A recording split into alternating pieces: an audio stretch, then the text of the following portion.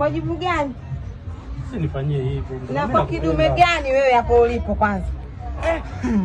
Sasa ngoja nisikiliza bwana, ngoja nikwambie ukweli. Mimi kwanza napenda mwanaume fulani hivi ambaye iko smart. Yaani afu mweusi fulani hivi. Ana uchebe fulani hivi. Uchebe huna, wewe una viji uchebe. Wewe unataka mwanaume mweusi. Hapo ana rastani, ana fulani kichwani nini? Yaani iko hivyo. Hapo awe mweusi. Hapo au na wasi wanaume weupe sisi hatuna bahati. Usinifanyie hivyo rafiki yangu. Mimi nakupenda. Mimi usiku silali kwa sababu yako. Usinifanyie hivyo. Una usingizi wewe. Wasa Mungu kakosea mimi kuniumba mweupe. Sana. Basi mimi naenda kujinyonga.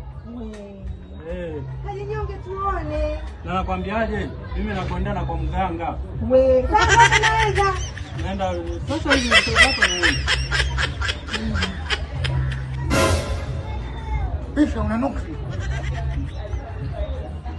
Hi. How are you? I'm fine. Are you fine? Na hapa katika jina la Yesu. Lile chaguo lako leo unalihitaji ni nini? Sasa hapo ni vipi? Kwa jina la muungano wa Tanzania. Na hapa kwa katiba ya Tanzania. Kama ulivyomkataa yule mwanaume kwamba umpendi mweupe, nimekuja jitu jeusi.